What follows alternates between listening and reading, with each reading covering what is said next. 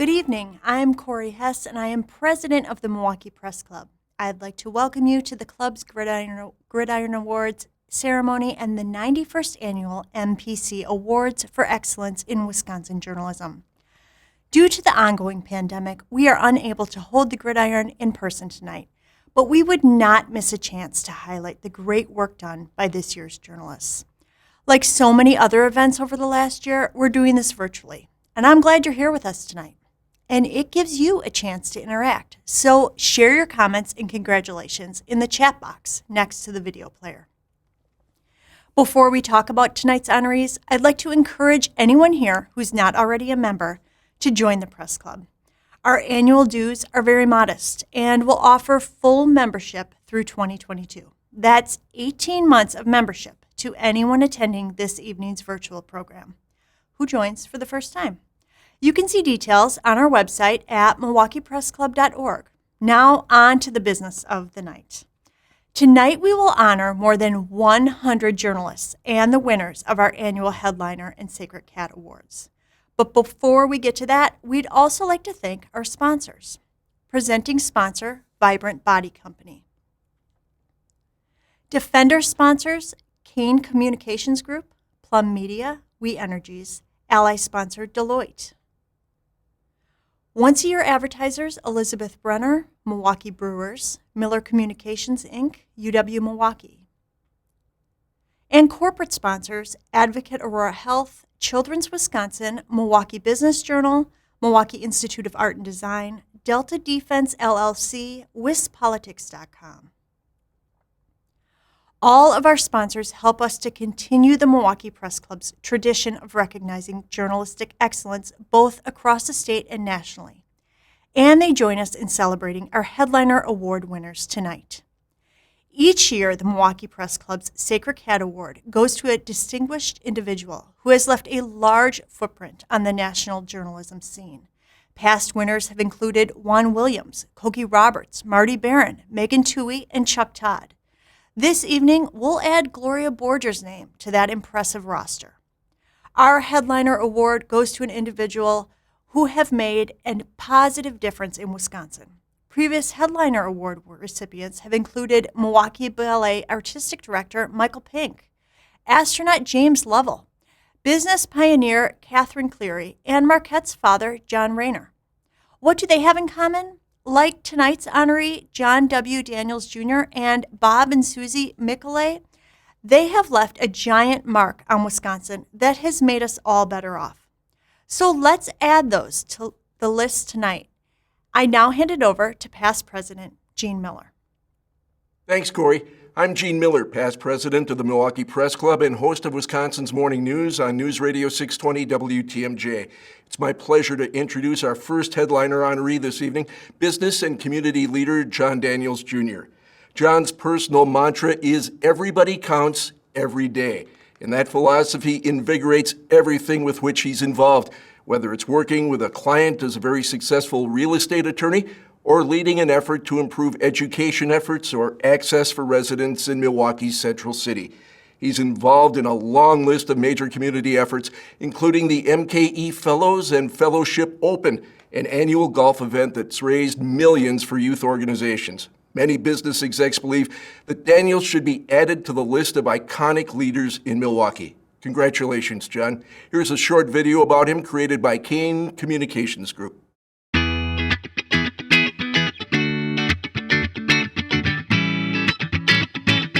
I don't think I really understood the magnitude of his impact in the community until I was a grown man. Seeing him be trailblazing, not only in the law career and in the banking field, but in so many areas was just normal. The ways that John impacts this community are innumerable and probably immeasurable. In fact, his middle name should be John Impact Daniels, because everything he touches, he only does it to make sure that there is some lasting impact, that there's some change for the positive. I think he takes the word role model extremely seriously. He probably doesn't like that label at all, but to me, he lives a life so that when people are watching, there's something that they can learn from. He has been a mentor, a sponsor, a friend, always, thinking about how to help somebody else. And that's not always easy to do. He has a high standard of excellence, but he gives people support to reach it. Some people set a bar and then look at you and wait for you and watch you to achieve it, but he's the kind of person that will coach you through it. He's worked with so many corporations, so many different companies in boardship, that it's been interesting seeing how one man can have something to bring to so many different industries. I think he knows how to go to others and work with others. Instead of waiting for people to come to him, he works on things, and he'll go to someone with the idea, and then he brings them into the process. So it's not like he sit back. He's an action guy. He's action oriented, and I think that's what the secret sauce is. He's a special guy because from the heart he gives. You can see it in the way that he carries himself. You can see it in the way that he cares about his family. You can see it in the way that he cares about this community. John Daniels is a very special guy, and he's a gift to Milwaukee.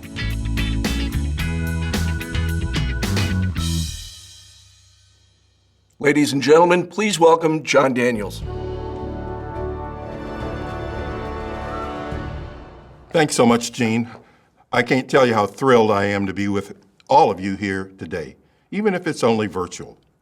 It's a high honor to be recognized with the wonderful people that you're saluting tonight. Of course, it's a small world. Gloria Borger probably doesn't recall it, but a few decades ago, I experienced sitting next to her at Marquette University during a presidential debate when I was escorting around Milwaukee a person who was certain he would be the next president. His name was John Edwards. Well, I guess I won't be a political pundit. We know that any community is driven by many factors which are generally consistent: the arts, the culture, education. However, I've learned it's the individual stories that make a community special. The chance to write those stories, frankly, is why I returned to Milwaukee. My own story has been generally recorded as a youngster who started school in a segregated 4-room school in Birmingham, Alabama, and who finished Harvard Law School, to return to Milwaukee. I share with you that my decision to forego going to places that seemed at that time a bit more inviting, while difficult, clearly was the right decision for me. I wanted to be a top-flight attorney, but equally importantly, I wanted to have an impact on issues which were most important to me then and now. And I knew that I could do that right here in Milwaukee. I don't think it's any surprise to any of you that the issues of equity and fairness and opportunity were central to my belief then and now. The reality, on my part, is born out of a recognition and an observation that talent matters, and that to the extent we can inspire and unleash it in a community, it dramatically changes lives for everyone. That was certainly the case for me. Small stories make a difference. As many of you know, I've been involved with an initiative called the MKE Fellows to dramatically change the college graduation rate for African American males in our community. That program was started because of the support by you and some wonderful people like Hank and Billy Aaron. It's made a remarkable difference. It started as a nascent idea, but we built it to something that's become nationally recognized. Who would have thought just a few years ago that these talented youngsters would now be in professional careers at BlackRock and Google, and many returning right here to Wisconsin to serve our community. It really speaks to the power of vision. I hope we'll have that same vision on all issues that we face. And as you might expect, one of those which is very important to me involves eradicating health inequities in our country. I have the good fortune now of serving as chair of the Advocate Aurora Health System and the national president of the Black Directors Health Equity Agenda, a coalition of African American and other leaders who serve on boards of healthcare organizations all around the country. Some of the most spectacular leaders, I'll tell you, that I've ever met, from former surgeon generals to CEOs, all who've come together with one focus: to eliminate health inequities in our country. My ability to bring those individuals together was made possible because of my role in this community, and I certainly appreciate all of you for your support. including my good friends at Quarles and Brady, where I serve as Chairman Emeritus. You know, I was a bit surprised in 2007 when the front page of the business section of the Milwaukee Journal-Sentinel shared that I was the new chair of Quarles and Brady and I was breaking racial barriers. This was 2007, yet it was true. I was the first African American in the entire United States to go from being an associate in a major law firm to its chairman. That was a testament not necessarily to my skills, but to the fact that people and communities can change. I believe the same is true with respect to healthcare. Some have asked why I'm so interested in healthcare. Is it because of the healthcare boards I've served on in the state? Frankly, that is not really the compelling story for me. It's a bit more personal. The first time I appeared in the press in Milwaukee, I was 12 years old, and I was featured on the front page of the local section of the Milwaukee Journal in celebration of the opening of what was then the new Children's Hospital at 18th and Wisconsin. I spent 75 days in the old and new Children's Hospital. I got remarkable care, and it made a major difference in my life.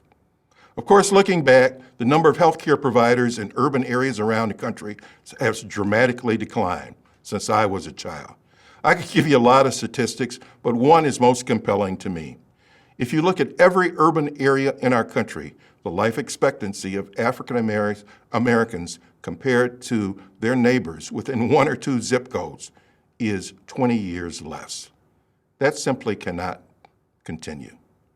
I appreciate the Milwaukee Press Club's recognition, the opportunity to be a part of effective change in this community. You know, we all have stories to tell. Together we can continue to write them in a way that builds a brighter, more equitable future for our entire city, our state, and our nation. I thank you so much for this recognition. Congratulations again, John, and thank you for all of your contributions. Good evening, everyone. I'm Fraser Ingerman, Secretary of the Milwaukee Press Club and Senior Director, External Relations of Walgreens. Now, a word to tonight's award-winning journalists. You already know you are a winner, but in a few moments, you'll learn whether you will be receiving a bronze, silver, or gold award. We can all agree this has been quite a year. Journalists have found ways to continue to do their jobs well and with everyone's safety in mind during COVID-19. And because of all of you, we've read and heard some incredible stories stemming from this pandemic. So we wanted to honor this work in a special way in what we call the Pandemic Showcase categories, the absolute best of your pandemic coverage. So let's begin. In the category of Best Pandemic Story in Print, the Bronze Award goes to the Milwaukee Business Journal staff, Milwaukee Business Journal, Small Business, Big Mission. The silver goes to Natalie Yar, Cap Times, how Madison's Latino community is pulling together to survive COVID. And the gold award goes to Volume 1 staff, Volume 1 Outbroken, A Pandemic's Effect on Wisconsin's Food and Farms. For the category of Best Pandemic Story in Audio, the bronze goes to Christina Van Zelst, Jerry Imig, WITI, A Driveway Turns Center Stage. The silver award goes to Maureen McCullum, Wisconsin Public Radio. I think about my friends every day. Third graders wrap up school year from home during pandemic.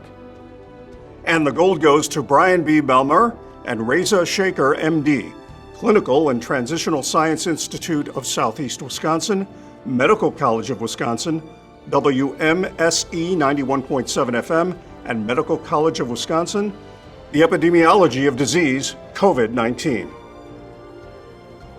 In the category of Best Pandemic Story in Video, the bronze goes to Megan Carpenter, Spectrum News 1. COVID Clots, a COVID long hauler opens up about his long-term symptoms. The silver goes to Zach Schultz, Mike Barron, Ethan Friel, and Tom Mickish, PBS Wisconsin, COVID on the Campaign Trail. And the gold goes to Volume 1 staff, Volume 1 Outbroken, A Pandemic's Effect on Wisconsin's Food and Farms. And for the category of Best Pandemic Story that appeared online, the bronze goes to Bram Stable Smith, Wisconsin Watch, and WPR, how politics paralyzed Wisconsin's pandemic response and left families to grieve for their losses. The silver goes to Maddie Burkoff, Spectrum News 1, 365 Days of COVID-19, the Year in Pandemic Science. And the gold goes to Gail Grzybowski, Justin Migliano, Milwaukee PBS, Homework, Stories of Impact, Gail's Dad. Now we move to the professional writing categories. In the category of Best Critical Review, the Bronze Award goes to Dean Robbins, On Wisconsin, Hair-Raising Performances. The silver goes to Gwendolyn Rice, Isthmus, Life Worth Living. And for gold, Dominic Paul Noth, Urban Milwaukee, 3 theater reviews, Urban Milwaukee. For best coverage of a single news topic or event, including breaking news, the bronze winner is Scott Gerard, Cap Times. Madison School Board votes unanimously to end police and schools contract. The silver award goes to Cap Times staff, Cap Times, Madison on Election Day. And the gold award goes to Dylan Brogan, Isthmus, Black Lives Matter protests. For best multi-story coverage of a single feature, topic, or event, the bronze goes to Linda Falkenstein, Isthmus, Food Access and COVID-19. The silver goes to Rich Ravito, Milwaukee Magazine, Milwaukee's Protest Movement.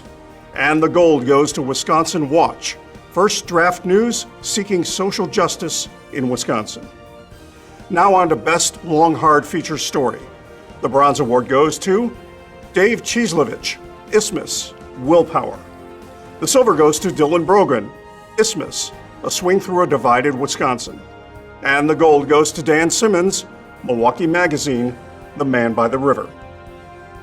In the category of Best Long Soft Feature Story, the bronze award goes to Mark Eisen, Madison Magazine, The Future of Madison's Epiconomy.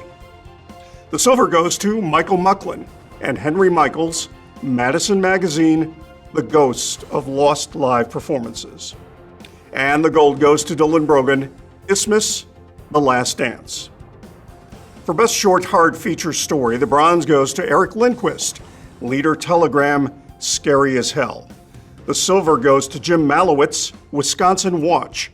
Their Wisconsin ballots never arrived, so they risked a pandemic or stayed home. And the gold goes to T. Krulos, Milwaukee Magazine, reporting live from the street. Best Short Soft Feature Story, and the bronze goes to Rob Thomas, Cap Times, I'll Be Back with Lunch. The silver goes to Edgar Mendez, Milwaukee Neighborhood News Service.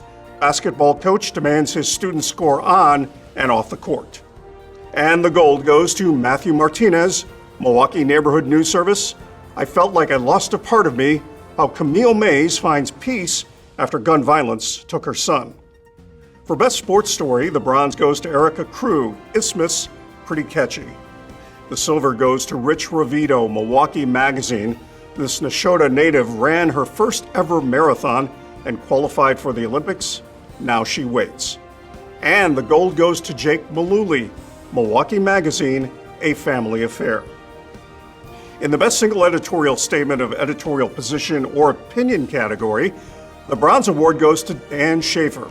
The recombobulation area, Wisconsin is now the epicenter for coronavirus in America. The silver goes to Kenneth Cole, Milwaukee Independent. Shorewood residents worry that proposed Atwater beach fee could restrict recreational access. And the gold goes to Colleen Kerr, Madison Magazine, The Black Hands That Built America. In the category of Best Business Story or Series, the bronze award goes to Lindsay Christians, Cap Times, Grubhub Hubbub.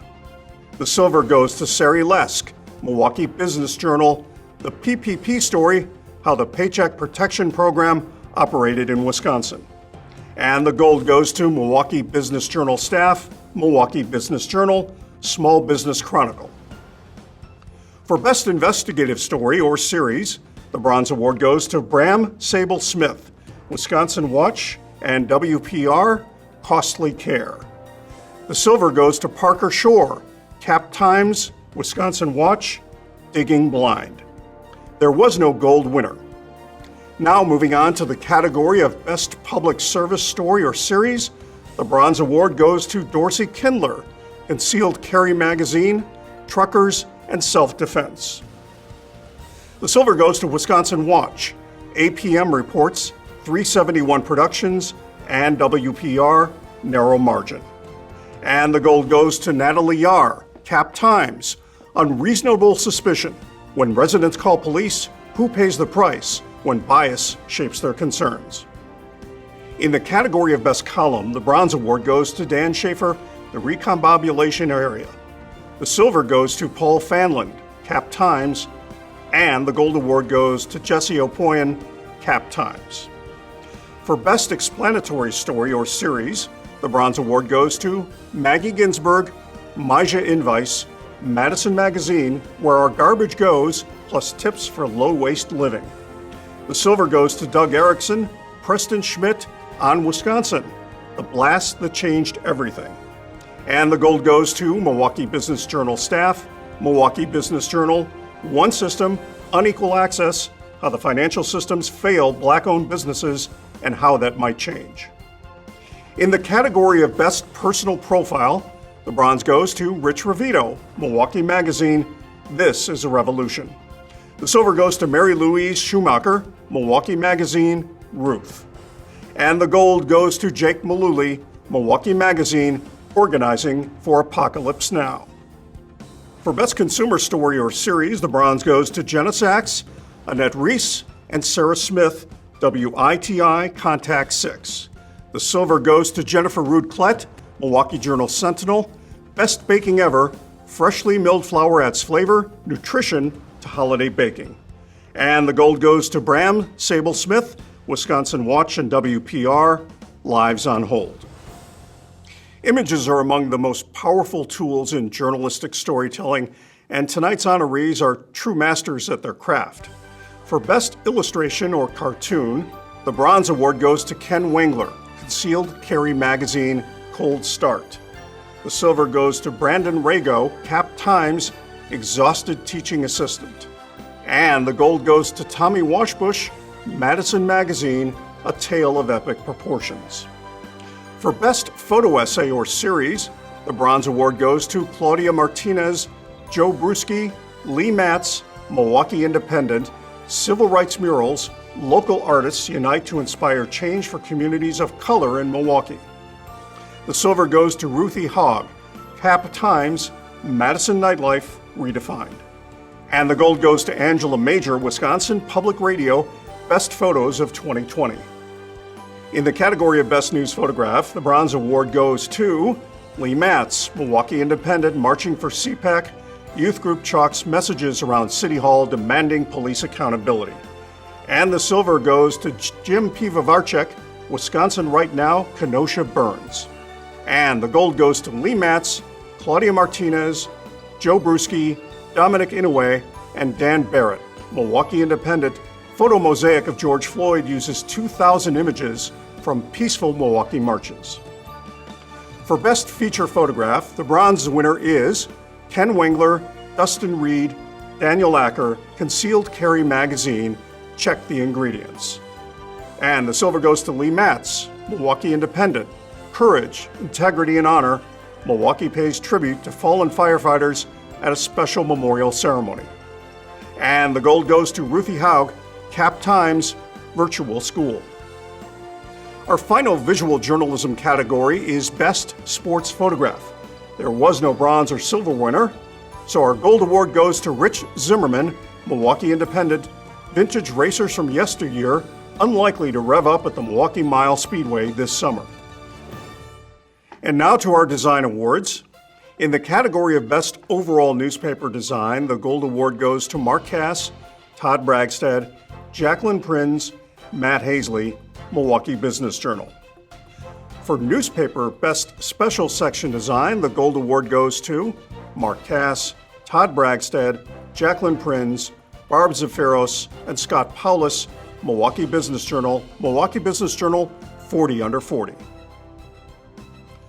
Moving on to the category of Best Overall Magazine Design, the bronze award goes to Ann Christensen, Ashley Duchemain, Kayla Emer, Shayna Mace, Brava Magazine, July-August 2020, September-October 2020, and November-December 2020. The Silver Award goes to Ken Wengler, Dustin Reed, Daniel Acker, Kelly Welke, Concealed Carry Magazine. And the Gold goes to Tim Burton, Emily Culp, Sarah Frauci, Carol Shuffro, Madison Magazine, January, August, and September issues. For Best Single Cover Design, the Bronze Award goes to Brandon Rago, Cap Times, Reaching Out to Dads in Jail. The Silver goes to Tim Burton and Tommy Washbush, Madison Magazine, A Tale of Epic Proportions. And the Gold goes to Tim Burton, Rebecca Radix, Madison Magazine, Black Lives Matter. Our final magazine design category is for Best Single Story or Feature Design, and the Bronze Award goes to Ken Wengler, Dustin Reed, Daniel Acker, Ed Combs, Concealed Carry Magazine, Edgy Art. The Silver goes to Ken Wengler, Dustin Reed, Kurt Adams, Jared Blom, Concealed Carry Magazine, Roll On. And the Gold goes to Tim Burton, Madison Magazine, The Future of Madison's Epiconomy. Congratulations to all our winners. We'll be back soon with our Collegiate Award winners. Hi everyone, my name is Naisha Stone, and I'm the founder of the media company Carved in Stone, and director of the NPC Endowment, the 501c3 charitable arm of the Milwaukee Press Club. I want to first say congratulations to all of the winners. You have all been working really hard, even through an unexpected pandemic. So make sure to pat yourselves on the back for being a 2021 Gridiron Awards winner. I am here as a happy supporter and member of the Milwaukee Press Club. I first got involved with the club during college as their intern. I spent my time running their social media, helping out at their events, and taking funding for the club's events. They have always been supportive of me and my aspirations. That relationship has grown, and I am now a Milwaukee Press Club Endowment Board member. I wanted to join the board to bring more visibility and access to local Black and brown journalists. Through the endowment, I'm helping others like the Milwaukee Press Club has helped me. Since 1973, the NPC Endowment has been funding scholarships, internships, and training to advance excellence in journalism. The endowment also supports separate scholarship funds, set up to honor Don Walker, Eric Miller, Tim Caprizin, and Meg Jones. For those wanting to know more about the endowment and how to support, including through planned giving, please visit npcendowment.org. Thanks, Naisha. Good evening. My name is Mary Ann Lazarski, and I'm a director of the Milwaukee Press Club, and I'm a producer for Milwaukee PBS. It's time to unveil this year's Collegiate Awards for Journalistic Excellence. The experience of college journalism truly shapes a young journalist. And tonight, the Milwaukee Press Club is pleased to honor a group of accomplished student journalists. The Press Club also wants to thank their journalism professors for teaching and guiding them along, especially during this challenging pandemic. We're going to announce only the first place gold collegiate winners. However, gold, silver, and bronze winners will all appear on the screen for each category. So we will begin with our new pandemic showcase categories. For Best Pandemic Story in Print, the gold goes to Giselle Martin Gomez, Mount Mary University Arches, Nonprofits Survive the Pandemic. For Best Pandemic Story in Audio, the Gold Award goes to Haley Krieger, Media Milwaukee. UWM offers targeted COVID tests for people with symptoms. In Best Pandemic Story in Video, the gold goes to Maisie Baldus and Layla Byron, Marquette Wire MUTV, Pandemic Waste. And in the Best Pandemic Story that appeared online, the Gold Award goes to Emily Blazer, Mount Mary University Arches, A Critical Lens on MMU Safety Regulations. Are COVID-19 guidelines being enforced? Next, on to our writing categories. For Best News Story, the gold goes to Adam Kelnhofer, UWM Post. Milwaukee recount results to be announced day after Thanksgiving. In the category of Best Long Hard Feature Story, the gold goes to Brian Wynn, Curb Magazine, 404 School Not Found by Brian Wynn. For Best Long Soft Feature Story, the gold goes to Adam Kelnhofer, Ethan Duran, UWM Post. It was a nightmare. Students talk about their experiences after residence halls close. In the category of Best Short Hard Feature Story, the gold goes to Will Chochi, The Daily Cardinal. Becky is going to listen to us today. BIPOC Coalition, TAA March for Racial Justice, and a Police-Free Campus. For Best Short Soft Feature Story, for gold, Richa Carmarker, Media Milwaukee, University of Wisconsin-Milwaukee. Finding Hope Through Music, The Voices of Quarantine. In the category of Best Sports Story, the gold goes to Andrew Amuzu, Marquette Wire, Flor Egnick reflects on athletic family journey to MU.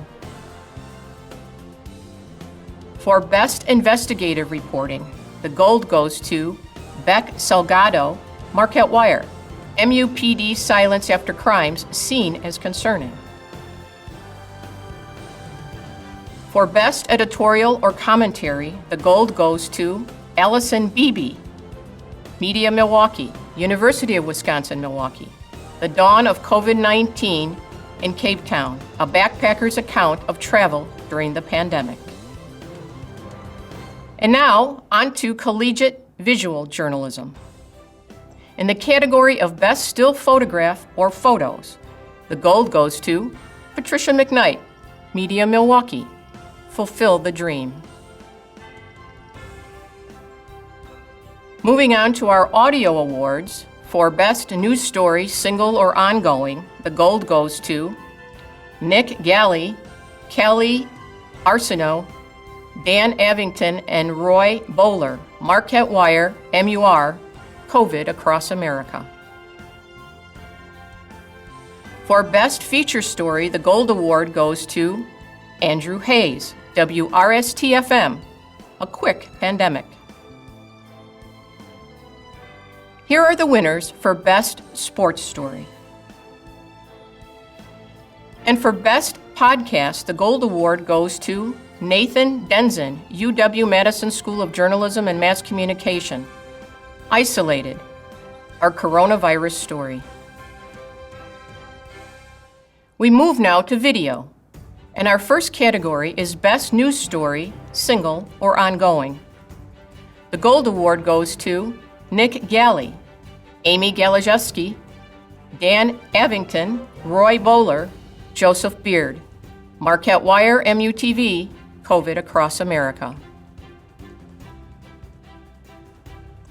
For Best Feature Story, the gold goes to Richa Carmarker, Media Milwaukee, UW Milwaukee. Voces de la Frontera brings election closer to Latinos. For Best Sports Story, the gold goes to Zoe Comerford, Marquette Wire, MUTV, Life Without Marcus. In the category of Best Newscast, the gold goes to The Badger Report staff. Tamia Falks, Sally Young, The Badger Report, UW-Madison, The Badger Report newscast. For Best Program Documentary or Special, the Gold Award goes to Teresa Radke, Media Milwaukee, UW-Milwaukee, A Much Needed Pastime. Now we move to the online categories. For Best Use of Multimedia, the gold goes to Media Milwaukee staff, Media Milwaukee, Rising Waters. And for Best Website Design, the gold goes to Quinn Clark, Emily Cabotera, Leslie Chavez, Ellison Gebauer, and Denise Hernandez, Mount Mary University Arches, archesnews.com. For Best Local News for feature website, the gold goes to UW-Madison School of Journalism and Mass Communication staff. UW-Madison School of Journalism and Mass Communication, 2020 in 2020. For Best Blog, the gold goes to Brenda Nelson Davis, Mount Mary University Arches, COVID Diaries. And for Best News Story, the gold goes to John Quinez, Media Milwaukee, University of Wisconsin-Milwaukee. Collectivo coffee workers try to unionize during pandemic.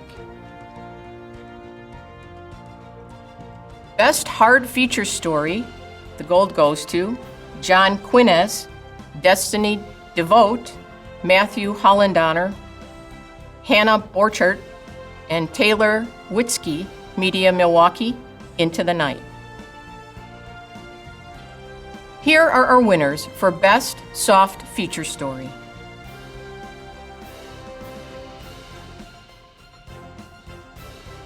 And for Best Investigative Reporting, the gold goes to Media Milwaukee staff, Media Milwaukee, Rising Waters.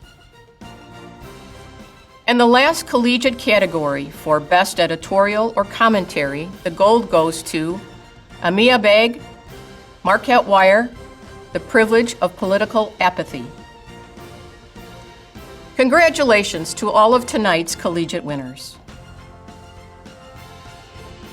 Thank you, Marianne. It's my honor to introduce a rare pair of Milwaukee Press Club headliners. Fact is, we don't often hand the honor out to two people at the same time, but then again, it's not very often that we have folks like the husband-wife team of Robert and Susan Mikulay. They're tireless volunteers with boundless energy, huge hearts, and a passion for compassion. Be it Bob as president of the Board of Trustees of Boys and Girls Clubs of Greater Milwaukee, or in a similar position before with Penfield Children's Center, or his work with the Milwaukee Institute of Art and Design, you know it as MIAD. Then there's Susan's work with College Possible, a group making higher education and the success that comes with it a reality for low-income students, as well as her efforts with Milwaukee Film and other volunteer work. Their missions continued even as Bob recently battled a serious health issue. And as always is the case, he and Susan did it together without missing a beat when it came to their work in the community. I'm so glad the Mikulays made Milwaukee their home, and that I've had the great fortune to work with them at Penfield, and that I've been able to see firsthand what a loving, dedicated couple can accomplish. A pair that does what they do not for the pat on the back, but instead for the hand they can lend to others. Here's more from some folks who know the Mikulays and who can shed further light as to why they're perfect Milwaukee Press Club headliners.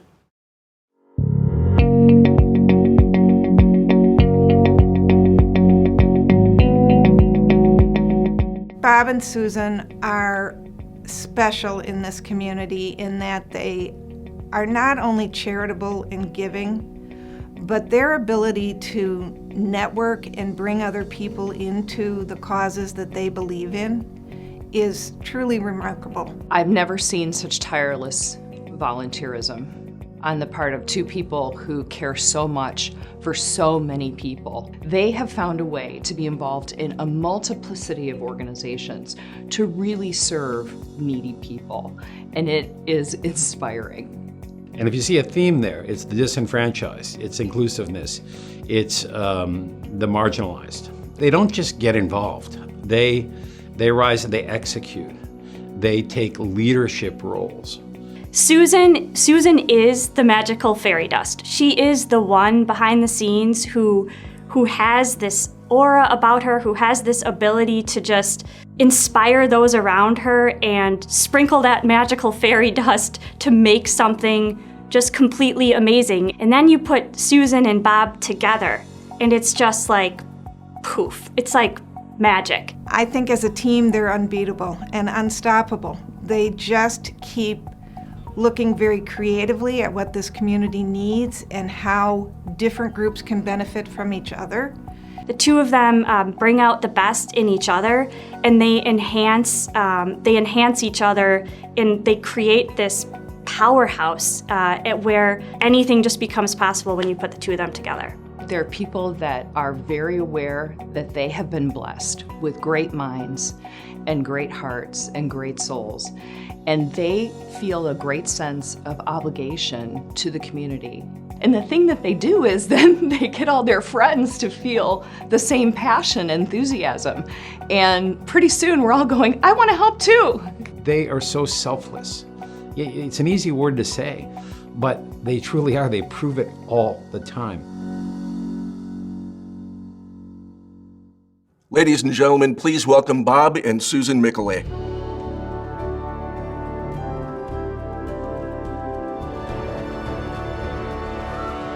Thank you, Gene, so much for those wonderful comments. We are honored and humbled to be here tonight to receive this recognition along with John Daniels.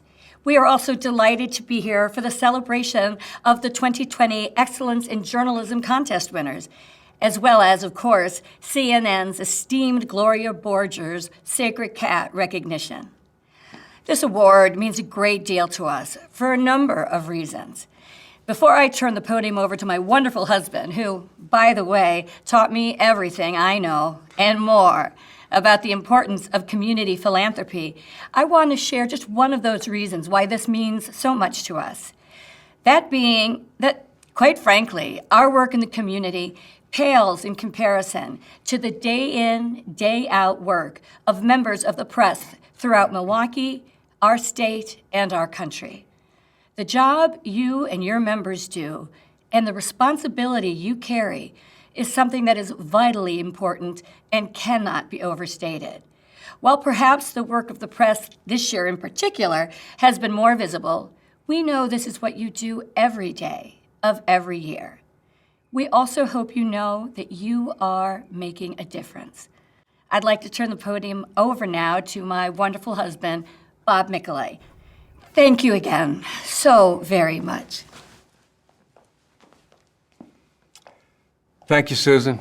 And please, no one believes for a second that I'm the only one driving the bus here. We are, as Jean mentioned, a true partnership. I echo my wife's comments about how humbled we are to receive this kind award. Thank you all very much. Susan and I believe we are fortunate to have the opportunity to give back to our greater Milwaukee community. We really do view it as an opportunity.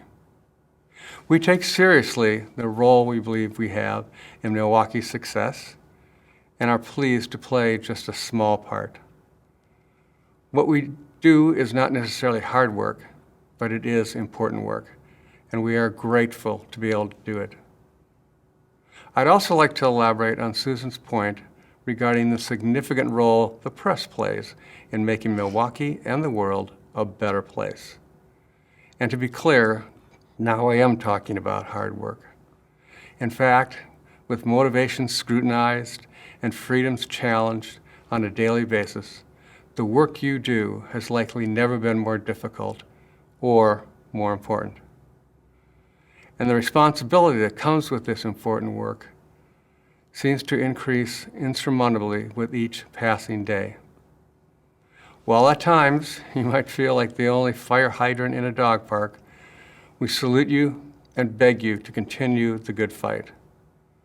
For when our community prospers, we all prosper.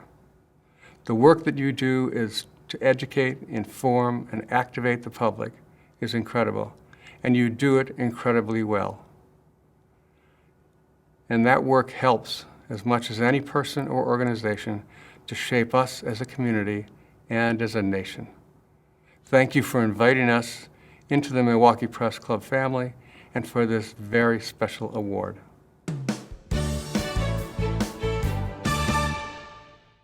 Thank you, Bob and Susan, and congratulations. Hello, everyone. I'm LaToya Dennis, past president and director of the Milwaukee Press Club, and news reporter and producer for WUWM, Milwaukee's NPR. Now we will be moving on to our audio awards. For best coverage of a single or ongoing breaking news story, the bronze goes to Jonah Chester, WORT-FM. Epic tries to send employees back to in-person work. Silver, Jonah Chester, Martin Rakasuli, Chaali Pittman, WROT-FM, Scenes from the 2020 presidential election.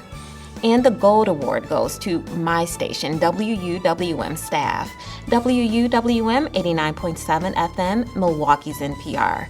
Demonstrations for Racial Justice Ignite in Wisconsin.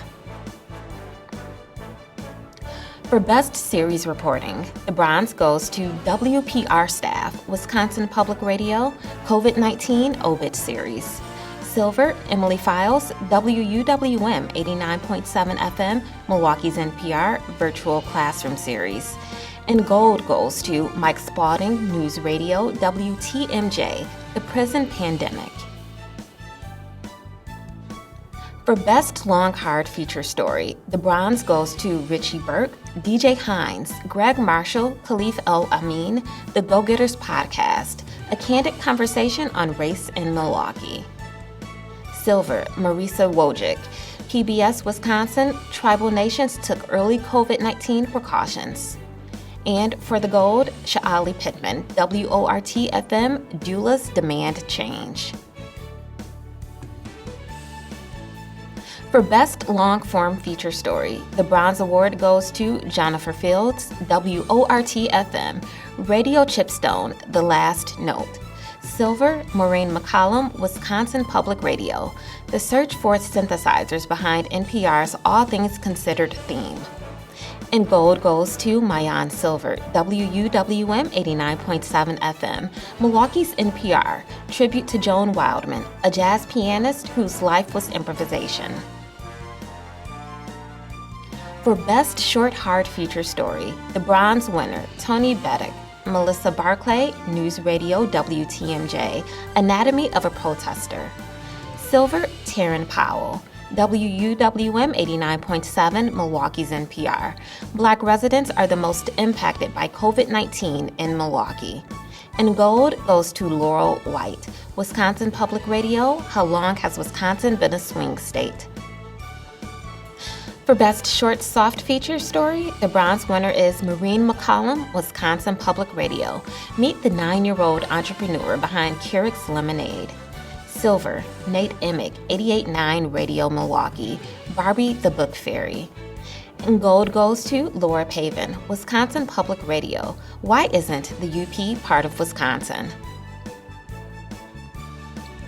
Our next category is Best Use of Audio Within a Report. The bronze goes to Andrew Conkle, WITI, Sound of Separation. Silver, Maureen McCollum, Wisconsin Public Radio.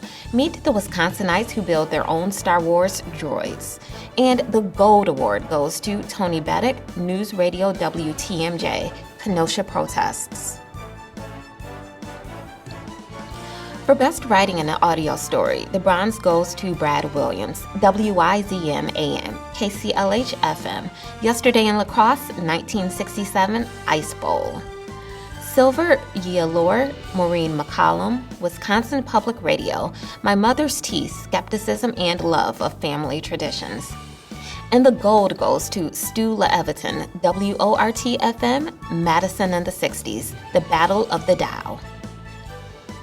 And for our final audio category, Best Podcast, the bronze goes to Richie Burke, Go Get It Marketing and Media on Milwaukee, The Go-Getters Podcast. The silver, Brian Polson and Amanda St. Hilaire, Jenna Sachs, Dave Machuda, Stephen Davis, Sarah Smith, WITI, Open Records. And the gold goes to Tariq Moody, Reggie Jackson, Nate Emick, 88.9 Radio Milwaukee, By Every Measure. We move now to video, and our first category is Best Coverage of a Breaking News Story. And for the bronze, we have a tie. TMJ4 News staff, TMJ4 News, Mayfair Mall shooting. WISN 12 News staff, WISN TV, Mayfair Mall mass shooting. And the Silver Award goes to WISN 12 News staff, WISN TV, 2 officers shot, fugitive manhunt. For Best Multi-Day Coverage of an Ongoing Story, the bronze goes to Fox 6 News staff, WITI, COVID-19. And the silver goes to WISN 12 News staff, WISN TV, police shooting of Jacob Blake. For Best Individual Reporting of News, the bronze goes to Casey Cronus, WITI-TV, and the silver goes to Jenna Sachs, WITI Fox 6. In gold, Amanda St. Hilaire, WITI Fox 6 News. For Best Individual Reporting of Sports, the bronze goes to Stephanie Sutton, WISN-TV. And the gold goes to Stephen Watson, WISN-TV. For Best Investigative Report or Series, the bronze goes to Steve Shamraz, Marty Hobie, Tamat Wolverton, TMJ4 News, Use of Force. Silver, Kristen Byrne, Marty Hobie, Tamat Wolverton, Nicole Buckley, TMJ4 News, Unemployment System Collapse. And gold goes to Amanda St. Hilaire, David Machuda, WITI, MPS Fundraiser Fallout. Best Long Hard Feature Story, the bronze goes to Miguel Ramirez, Telemundo, Wisconsin, Cat House. For silver, Ryan Jenkins, Ryan Whitaker, TMJ4 News, 360, Interrupting Violence. And the gold award goes to Carl Deffenbaugh, Andrew Conkle, WITI, Am I Really That Sick?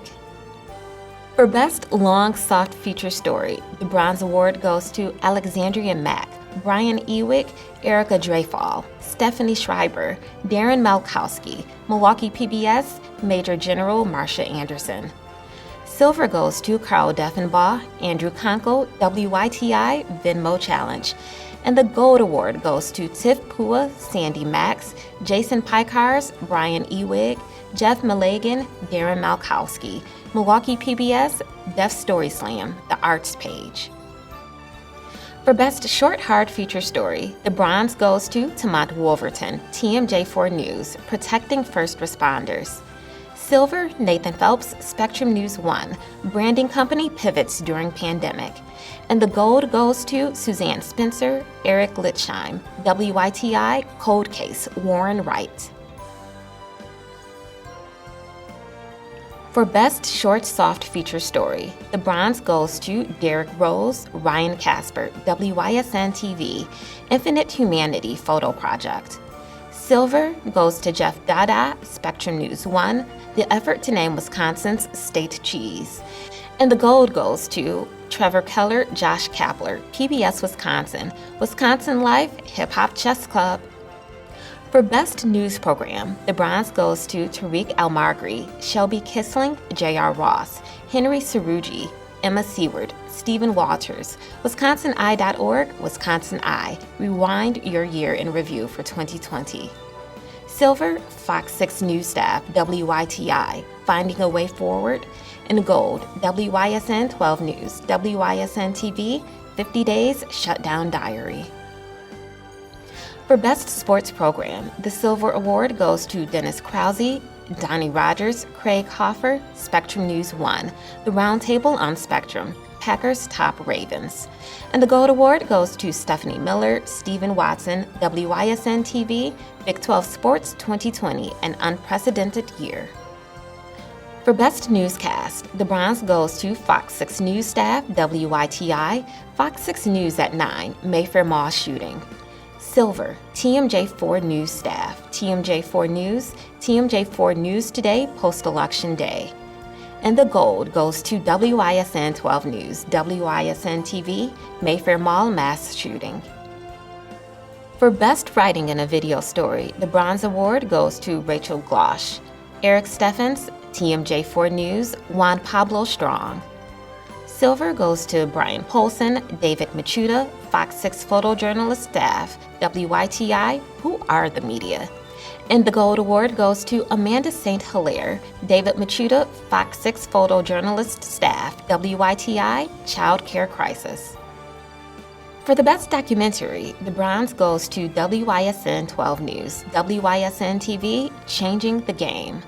Silver, Tracy Newman, Brian Ewick, Chris McCoskey, Marianne Lazarski, Chris Hayes, Bodan Zachary, Milwaukee PBS, Shipwrecks of Milwaukee.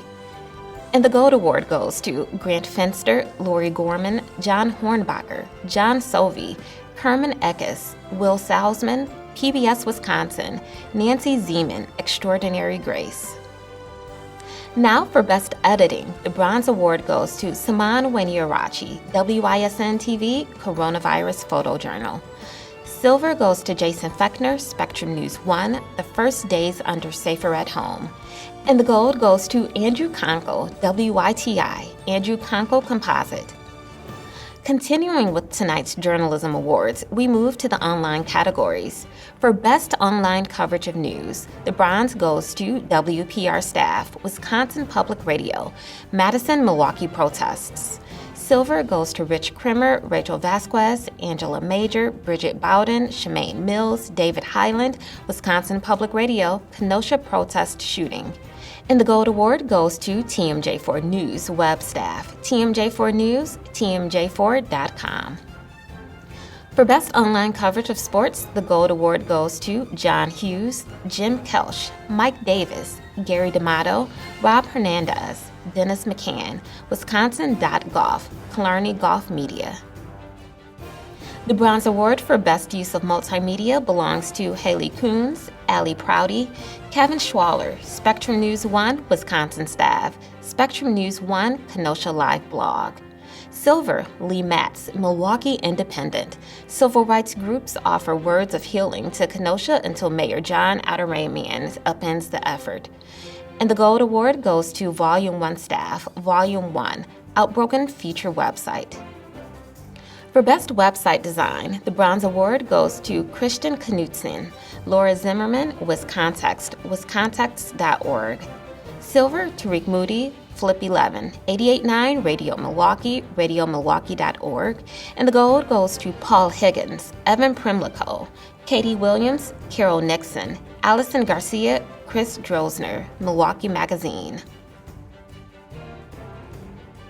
For Best Local News or Feature Website, the Bronze Award goes to Don Ross, Volume 1 Staff, Volume 1, volume1.org. Silver, Christian Knutson, William Cushman, Wiscontext, wiscontext.org. And the gold goes to David Highland, Andrea Anderson, Jenny Peak, John K. Wilson, Alyssa Alleman, Eric Lawrenson, Mary Kate McCoy, Wisconsin Public Radio, WPR.org. For Best Blog, the bronze goes to John Palvowitz, Milwaukee Independent, The Loss of Faith and Price of Our Pandemic.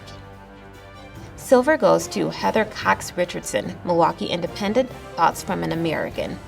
And the Gold Award goes to Lee Matz, Milwaukee Independent, From SARS to the Front Lines of Tragedies, a journey of photo documenting history in real time.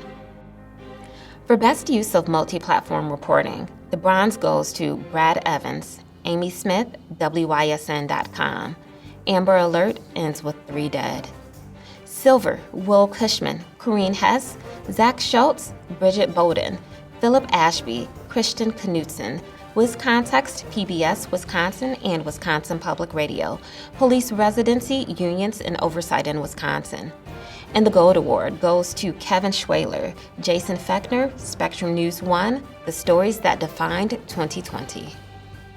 For Best Hard Feature Story Online, the bronze goes to Andy Soth, Wiscontext, How AIDS Pushed Wisconsin to Change Its Approach to Public Health. Silver, Maddie Barakoff, Spectrum News 1, Wisconsin researchers try out a quicker, easier coronavirus test. And the gold goes to Corrine Hess, Wisconsin Public Radio, The Summer That Wasn't. For Best Soft Feature Story, the bronze goes to Rich Revito, Milwaukee Magazine, How a Wisconsin Senator Helped Establish Earth Day 50 years ago. And silver goes to Gary D'Amato, Wisconsin.golf, Killarney Golf Media. After a lifetime spent helping golfers, driving range owner Bob Burns needs golf's help. And gold goes to Mike Woods, Spectrum News 1, an insider's look at Van Halen's 3 Days in Madison. Best Sports Story Online, the bronze goes to Gary D'Amato, Wisconsin.golf, Killarney Golf Media. Do you believe in miracles? For this group and Aaron Hill's caddies, with one of them battling a serious illness, a single swing was assigned from above. Silver goes to Rich Revito, Milwaukee Magazine. Milkmen bring home the championship for Milwaukee. And the Gold Award goes to Rich Revito, Milwaukee Magazine. How Waukesha's gold medalist is spending her summer without Olympics. For Best Business Story or Series Online, the bronze goes to Gary D'Amato, Wisconsin.golf, Killarney Golf Media. Help Wanted, make your living on the golf course. Anyone out there? Silver, Catherine Larson, Spectrum News 1. Madison Company is first in the U.S. to put a black woman on a beer can. And the Gold Award goes to Meredith Meyer, Biz Times Milwaukee, business insurers at odds over COVID-19 business interruption claims. And for Best Investigative Story or Series Online, the bronze goes to Rob Mintzer and Keegan Kyle. Wisconsin Public Radio, rising inmate population in Wisconsin strains local jails. The silver goes to DJ Hall and Coburn Ducart, Wisconsin Watch. Child abuse doctor leaves a trail of accusations of bullying. And gold goes to Will Cushman, Howard Hardy, Jim Melwitz, Christian Knutson, WisContext and Wisconsin Watch, COVID-19 data reporting and misinformation in Wisconsin. For Best Public Service Story or Series Online, the bronze goes to Will Cushman, WisContext, Wisconsin Mask Up. Silver, Howard Hardy, Max Witinsky, Jessica Christopher, Keenan Chen, Wisconsin Watch, First Draft News, Center for Journalism Ethics, Uncovering Disinformation in Wisconsin. And the Gold Award goes to WUWM, Milwaukee Journal-Sentinel, Milwaukee PBS, and Milwaukee Public Library staffs. WUWM, Milwaukee Journal-Sentinel, Milwaukee PBS, and Milwaukee Public Library. Listen MKE. For Best Column Online, the Bronze Award goes to Andy Moore, PBS Wisconsin, No Place Like Home. Silver goes to Dan Schaefer, The Recombobulation Area. And gold goes to Dennis McCann, Wisconsin.golf, Killarney Golf Media. For Best Explanatory Story or Series, the Bronze Award goes to Peter Cameron, Wisconsin Watch. Lesson Plans, Rural Schools, Grapple with COVID-19. The silver goes to Andrea Anderson, Jenny Peak, John K. Wilson, Eric Lorenzen, David Highland, Wisconsin Public Radio, WPR.org's Coronavirus in Wisconsin section. And gold goes to Will Cushman, Mark Rikers, Samantha Nash, WisContext, Wisconsin's Pandemic Year. And for our final online category, Best Journalistic Use of Social Media to Tell or Enhance a Story, the Bronze Award goes to Naisha Stone, Pamelina Williams, Carved in Stone. The silver, Allison Dikanovic, Clara Neipert, Princess Sophia Byers, Claire DeRosa, Wisconsin Watch, and Milwaukee Neighborhood News Service, Evictions Engagement. And the Gold Award goes to Brad Evans, Amy Smith, WISN.com, Jacob Blake Police Shooting. That concludes our Excellence in Journalism Awards. Congratulations to all of tonight's winners. Thank you, LaToya. Our 2021 Sacred Cat joins a long list of distinguished journalists who have left an important mark on their field. So tonight, we are pleased to add Gloria Borger to that list and honor her many accomplishments. Gloria is CNN's chief political analyst and is a reporter's reporter. She has demonstrated that throughout a distinguished career that has led her to be CNN's chief political analyst, appearing regularly on the network's flagship programs, including The Situation Room with Wolf Blitzer, The Lead with Jake Tapper, Out Front with Aaron Burnett, and Anderson Cooper 360. Gloria has been in the front row to witness some of the biggest stories of our time, including the election of Donald Trump as president, the Mueller investigation, the impeachments of Donald Trump, and the election of Joe Biden as president. In addition to near-daily appearances on CNN and writing occasional columns for CNN.com, Gloria creates documentaries for the network as well. Her 2010 documentary on attorneys David Boies and Ted Olson, who teamed up in an unlikely political and legal alliance to support same-sex marriage, earned her an Emmy nomination. She revisited the issue again in 2013 with a 30-minute CNN special, which earned a 2014 National Headline Award. More recently, Borger has produced reports on some of the key figures in the Mueller investigation, including Robert Mueller, former Assistant Attorney General Rod Rosenstein, and Trump lawyer Michael Cohen. Gloria's career goes back to high school in New York, where she caught the journalism bug early. Following graduation from Colgate University, Gloria made stops at the Washington Star, Newsweek, where she became the chief congressional correspondent, and then on to television, joining Bob Schieffer at CBS's Face the Nation, later joining CNBC, then back to CBS as a national correspondent and contributor to 60 Minutes too.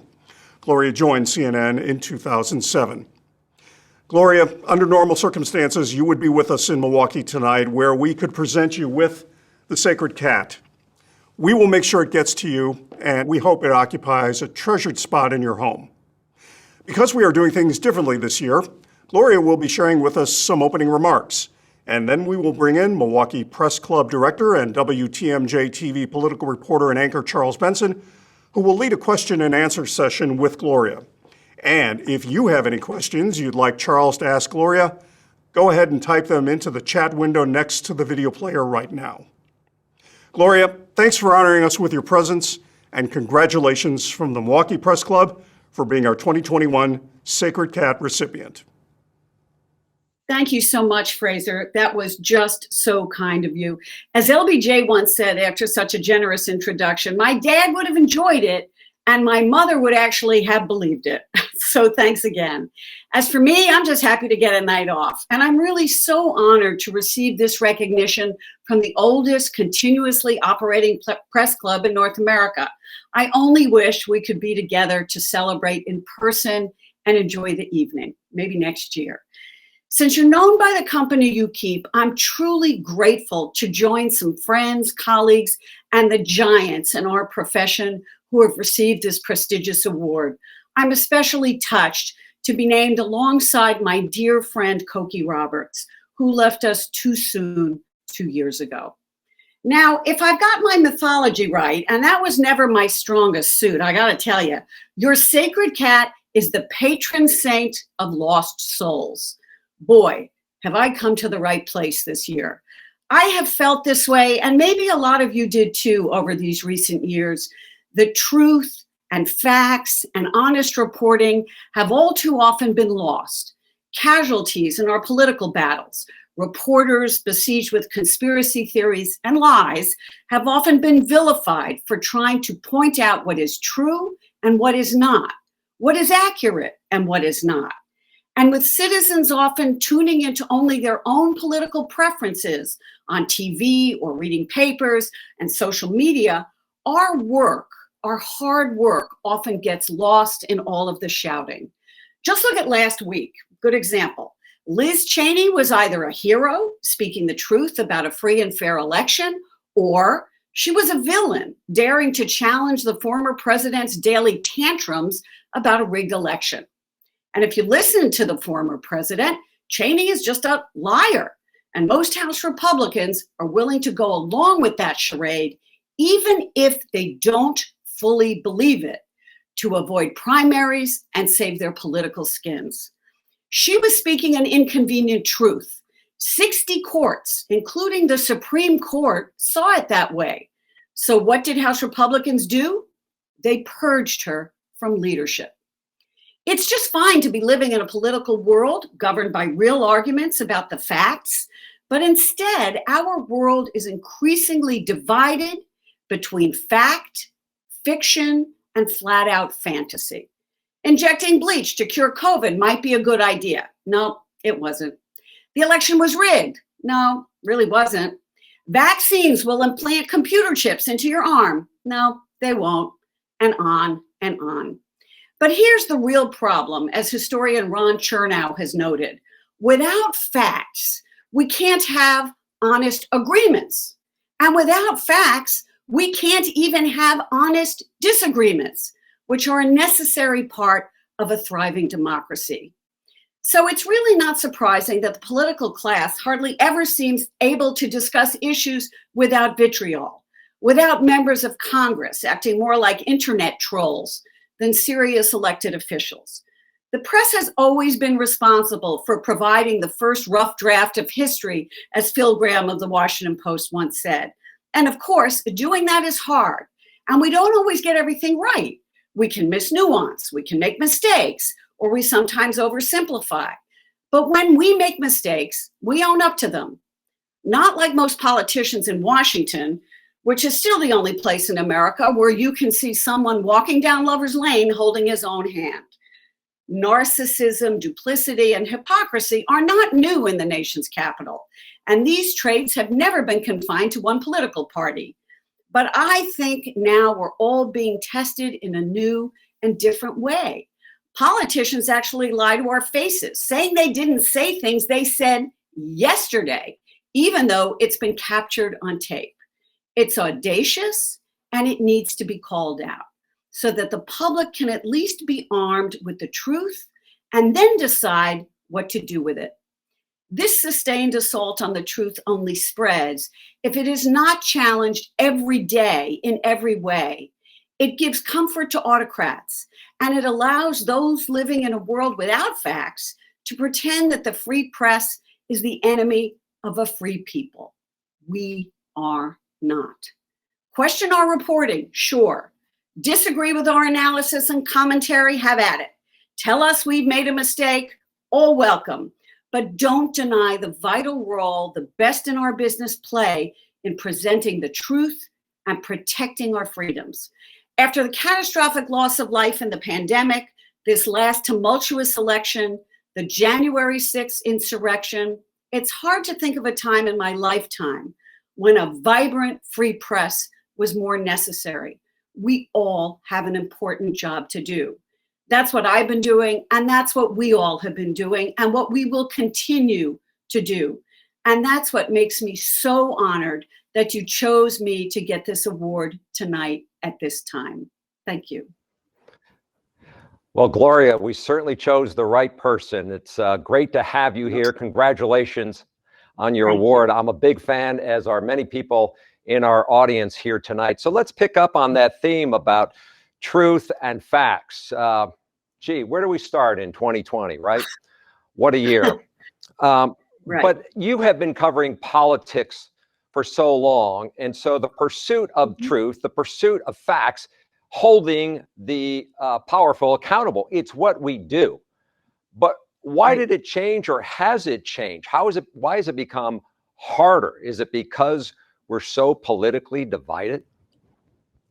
Well, it's kind of a chicken and egg situation. I think we all in the media found ourselves in a different situation than we'd really ever been in the last 4 or 5 years. We always knew that politicians were going to spin us. You know, the term, oh, they're just spinning us. That's something we've all become accustomed to, those who cover politics, people who take a situation and spin it in one direction or another. What we were not accustomed to was actually being lied to daily in a way that was easily checkable, that somebody would say they didn't say something and then you had it right on tape so you could roll the tape. And it was very difficult for me, I have to tell you, as a journalist who'd been around for a while, to find myself saying that the President of the United States was lying about something. Those are hard words to say. Those are hard words to write. I wasn't used to it. I wasn't used to hearing that.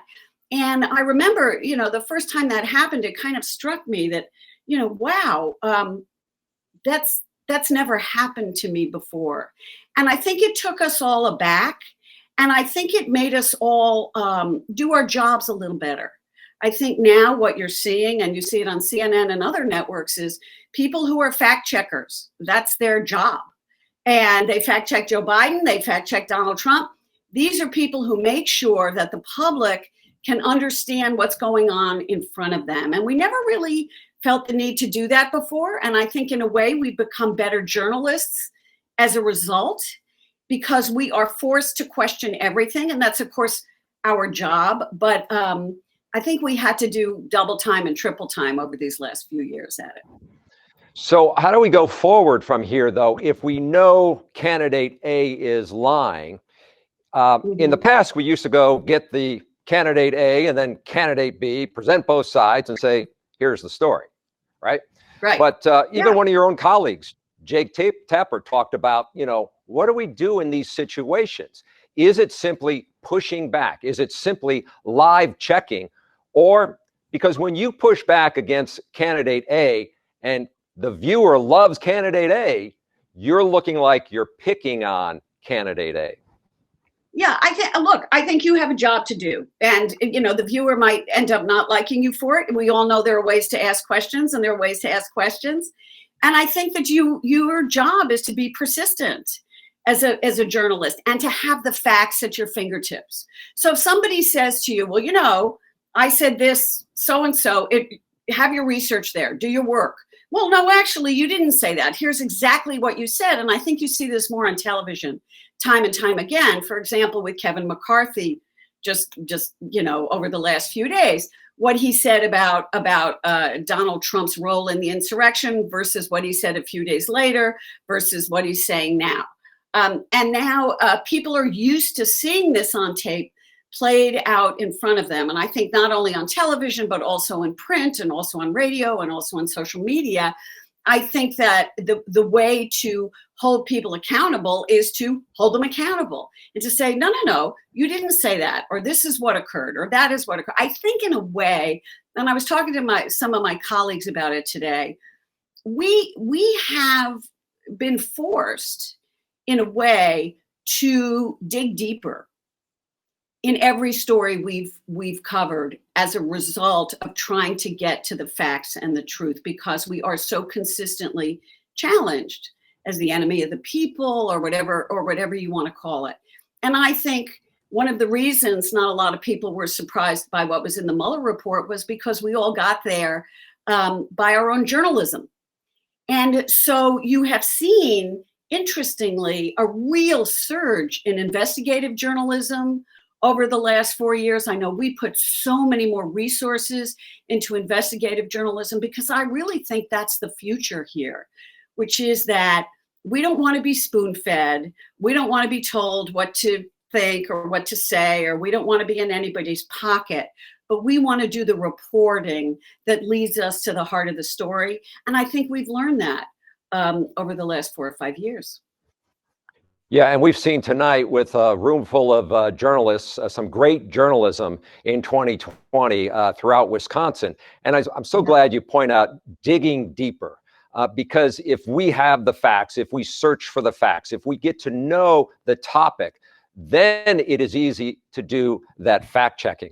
But as we do more of that, as we sort of raise questions and push back on politicians, people, the trust in the media is also eroding at the same time that politicians are out there bashing the media. So, and it was interesting. We had a conversation with NBC's Chuck Todd earlier this year, who is also a Sacred Cat Award winner. And he talked about this intersection that we are in right now in the media, saying there's never been more demand for trusted news source, and it's never been harder to obtain.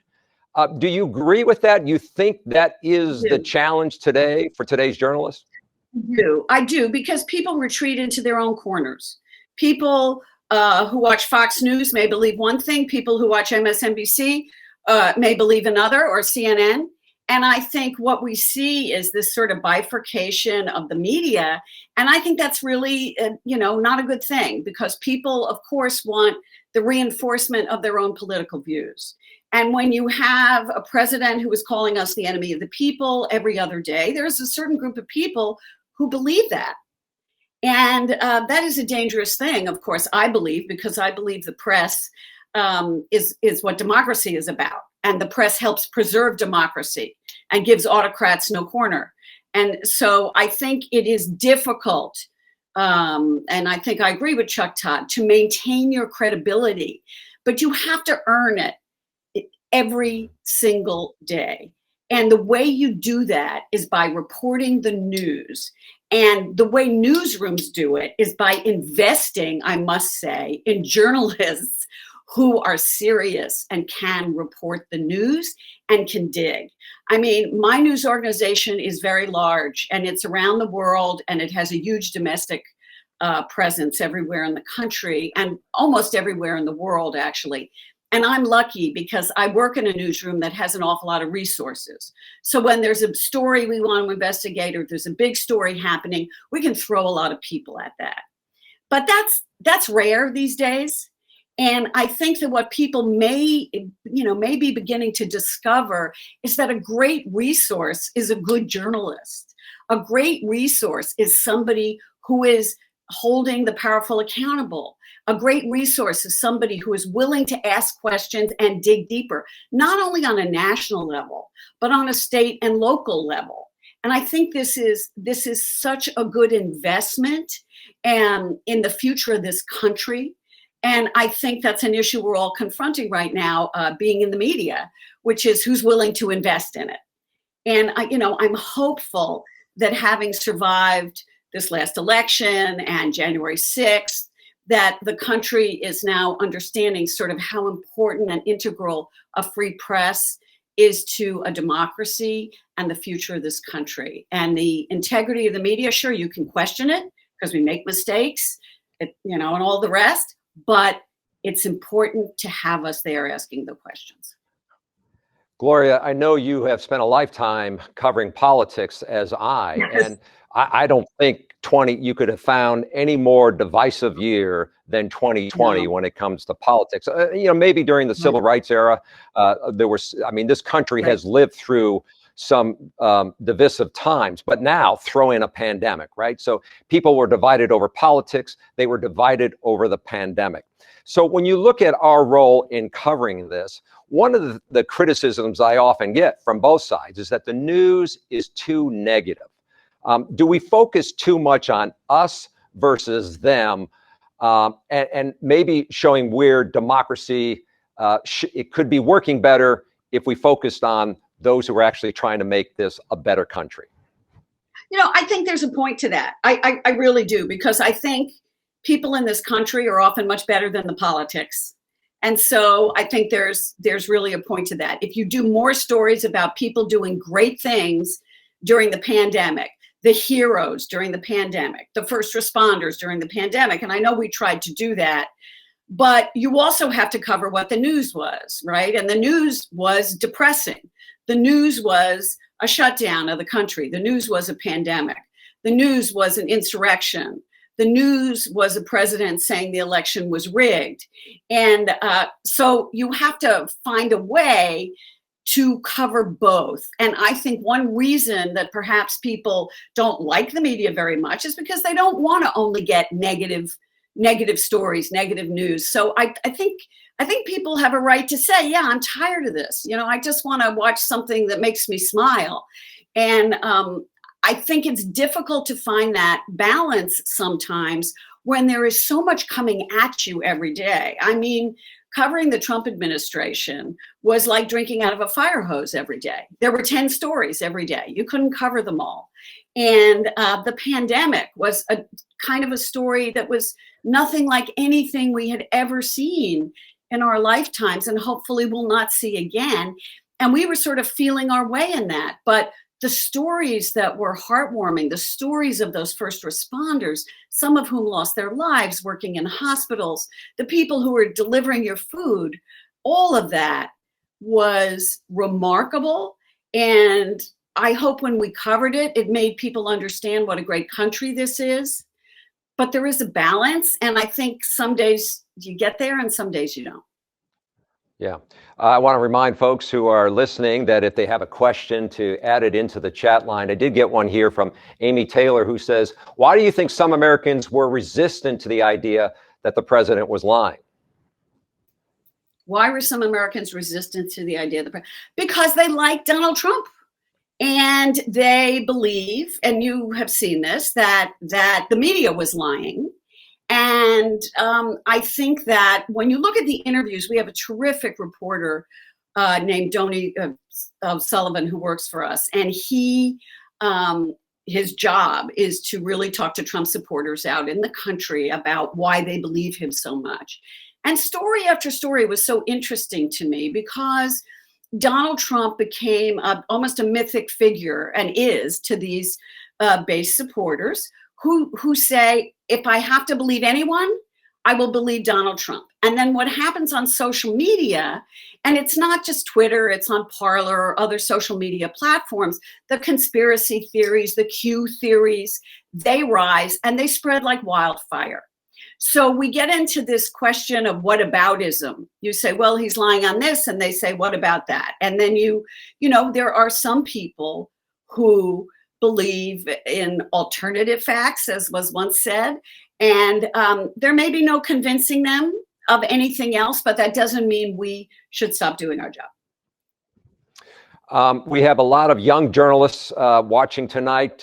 We have a college category, and I saw some great future journalists that will be competing for our jobs very soon. But maybe we can give them some advice on this, because anonymous sources, I mean, a good journalist needs good sources. But how much of anonymous sourcing is maybe contributing to this environment that we are in? You know, one of the rules of journalism by former PBS anchor Jim Lehrer was, do not use anonymous sources or blind quotes except on rare and monumental occasions. No one should be able to attack another anonymously. Do you think anonymous sources are overused?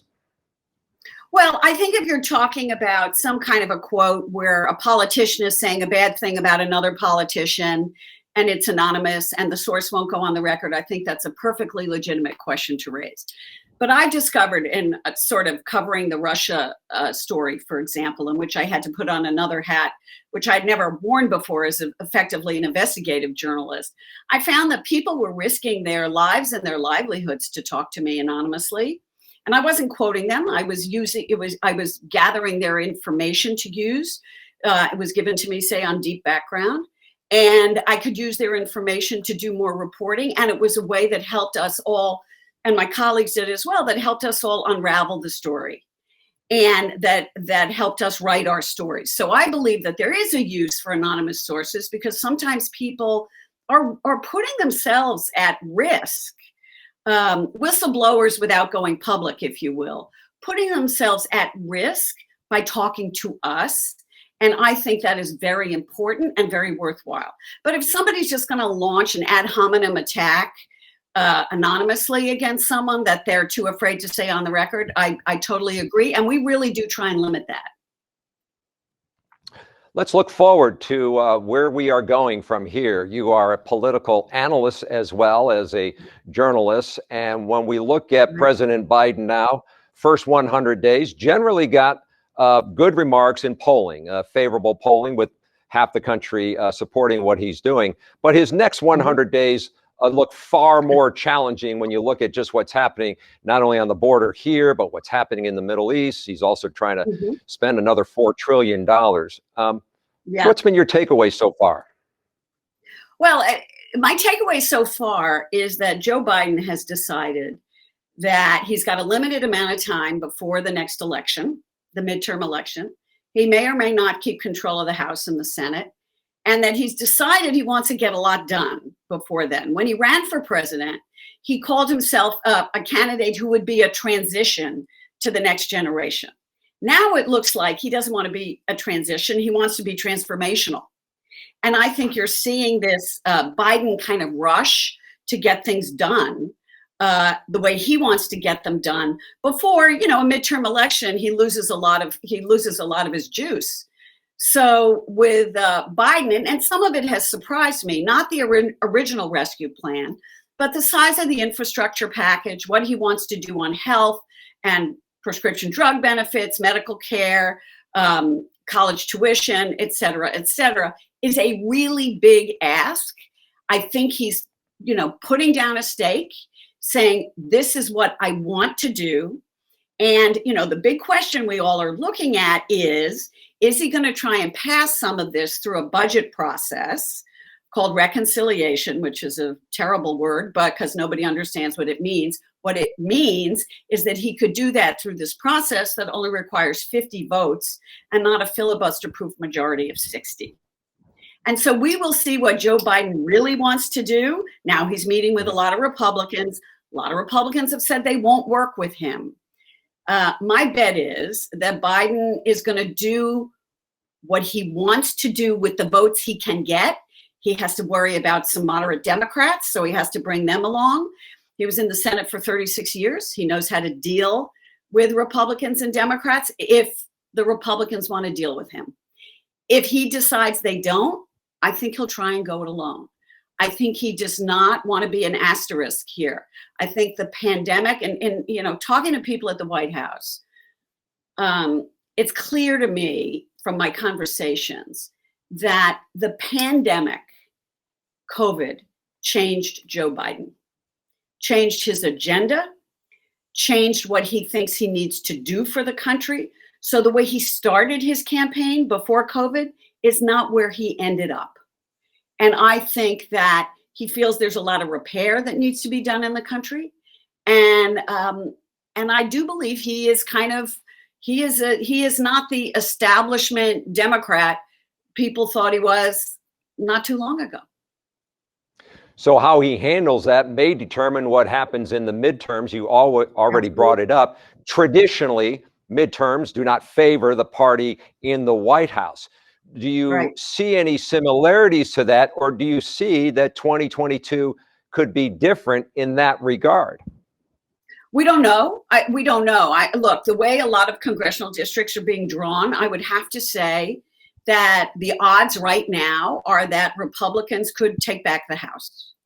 And I think that's what you see Kevin McCarthy playing for when he opposes the January 6th commission, for example. I think that they believe that they have to stick with Donald Trump. To do that, I would argue that they lose a lot of moderate suburban voters by doing that. But that's their bet, and they're doing everything they can to take the House of Representatives. The Senate is a little harder to predict. You know, Mitch McConnell's a tough guy. He's going to do everything he can to keep the Senate. But I think the big question hanging over this is, what will the impact of Donald Trump be here? This is his Republican Party. He has a huge approval rating in the Republican Party, 80-90%. And Republicans are afraid to cross him. If they cross him, what will happen? Will he support different people in primaries than the ones Mitch McConnell wants to run? Will he be a uniting factor in the Republican Party, or will he continue to divide the Republican Party as he is right now? If that occurs and the Republicans are still litigating 2020 in 2022, I think they're going to face some headwinds. Yeah, I'll make this one prediction about 2022, and that is a lot of people will be watching what happens in Wisconsin, because we're going to have a U.S. Senate race.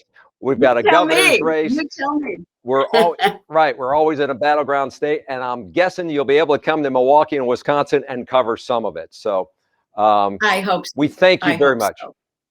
Thank we you. thank you, Thank Gloria, you so for much. being a part of our evening tonight. Congratulations and continued success at CNN. Thank Corey? you so much. Thank you so much, Charles, and thank you, Gloria. What a great conversation the two of you just had, and it's an honor, Gloria, to add your name to our Wall of Fame at the Milwaukee Press Club's headquarters, the Newsroom Pub, where your signature, John W. Daniels Jr. and Bob and Susan will join those of John F. Kennedy, Teddy Roosevelt, and all of our past Sacred Cat and headliner winners. I'm biased, but I'd say you're in pretty good company. So thank you again, both of you. Thank you so much. Next year we'll have a drink there. Okay, how about that? That's We absolutely will. You'll be back here covering things, and we'll all have a drink at the pub. So congratulations to all of tonight's winners, and thank you all for all of your continued support to the oldest continuously operating press club in North America. And thank you to this evening's sponsors, once-a-year advertisers, and our presenters. We hope to see all of you next year and at our Hall of Fame dinner in November.